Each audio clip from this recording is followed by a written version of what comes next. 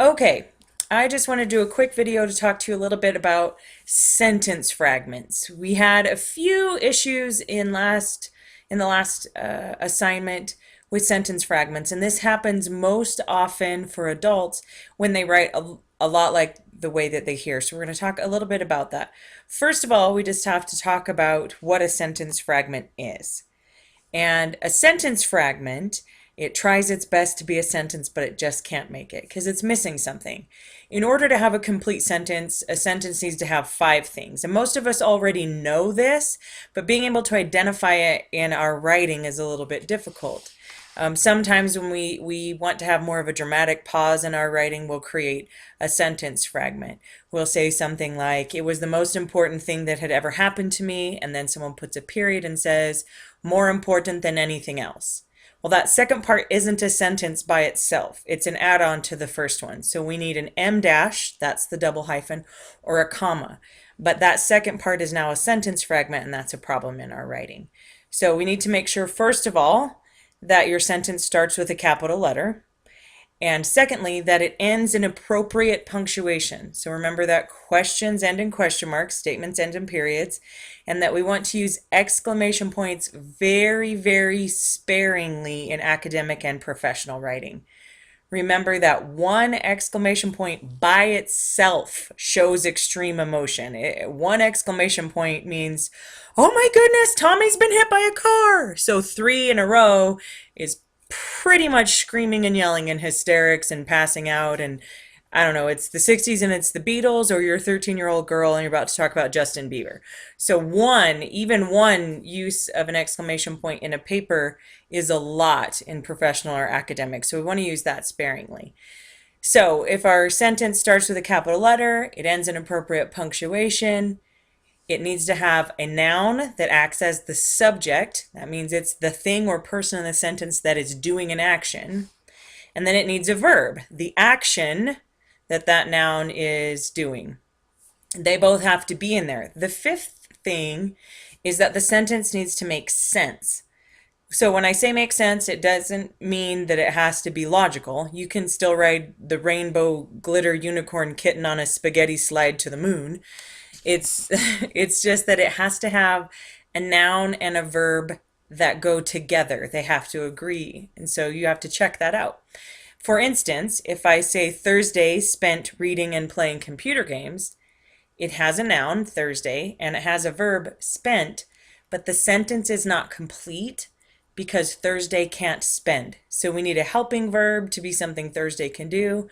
Thursday was spent reading and playing computer games. Or we need a noun that can spend. I spent Thursday reading and playing computer games. So that's that fifth point that needs to make sense. And that's where a lot of the times it becomes an issue for more mature writers. I mean, little kids have problems all the time. But for more mature writers, the issue is we had it as that added thought. So we forgot that that sentence needed its own noun or verb. Or that we didn't use a verb that went well with that noun. So we're going to talk a little bit about sentence fragments and how to avoid them. So we talked about that. Part of what causes a sentence fragment is that it's missing a verb or part of a verb string. And that's when I talked about needing that helping verb. So if we look at this example, John working hard on his hook shot lately. John, we have, our noun, and working, yes, as a verb, but they don't go together. So we need that helping has been working hard in there. So the next thing we need to do is maybe it's looking for this, or we look at this particular example, spending hours every day after school and even on weekends. This is the most common type of sentence fragment I saw in some of your papers. And it wasn't because people didn't recognize that, it's because it was that afterthought. So the sentence before this might have said, Tom has been working very hard lately, period, spending hours every day after school and even on weekends.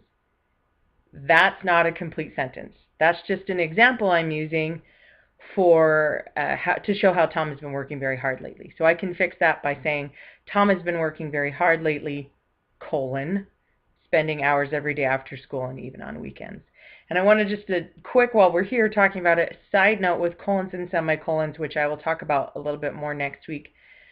But just a couple of rules to keep in mind. In order to use a colon, it's not a fancy ta-da, ta-da, my three favorite colors are, ta-da. No, it doesn't go in the middle of a sentence. My three favorite colors are red, blue, and green is a sentence.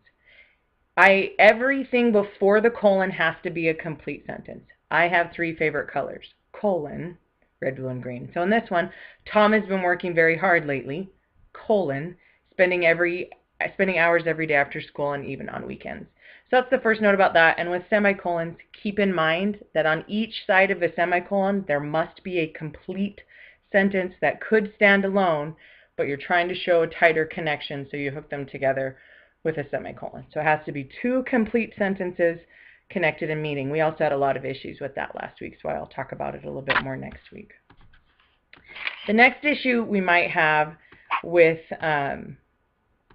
creating sentence fragments is that sometimes we have a lot of information in a sentence, and so we kind of get lost in the words. We don't realize we're still not getting all the information we need. So after the coach encouraged him so much last year, he seemed to improve with each passing game. This has it has a noun, it has a verb, they go together, but because we used that word after up there, that made it a subordinate clause. It becomes a cause and effect. After the coach encouraged him so much last year, he seemed to improve with each passing game. He said thank you. Some action has to happen there. That becomes an introductory phrase because we started it with that word after. So if we got rid of that and in there, that'd be fine. But because we didn't, we made it a dependent clause. So we want to be alert also for prepositional phrases. They never get around to establishing a subject-verb relationship. This is another area that sounds like wah, wah, wah, wah, wah, wah, but, you know, Charlie Brown's teacher. But I'll give you an example that'll make it a little bit clearer. This is another issue we had when creating sentence fragments in the writing that I was looking at. It's that we start to say something, but we never get around to it, and we just move on to the next sentence. So here's an example of that. Immediately after the founding of the college and during those early years as the predominant educational institution in the Midwest. So again, we have a lot of information, but we don't contain a subject and a verb there. So what happened? Who did this? What happened immediately after? Or what did this cause? So we're missing some information there. So that's one of the things I just want you to focus on this week as you start looking at your writing and looking at your rough drafts. And maybe a question you could take to your Pathways meetings is to ask if they will look for sentence fragments in there, because that is something we definitely want to work on and get away from. So good luck with that, and let me know if you have any questions.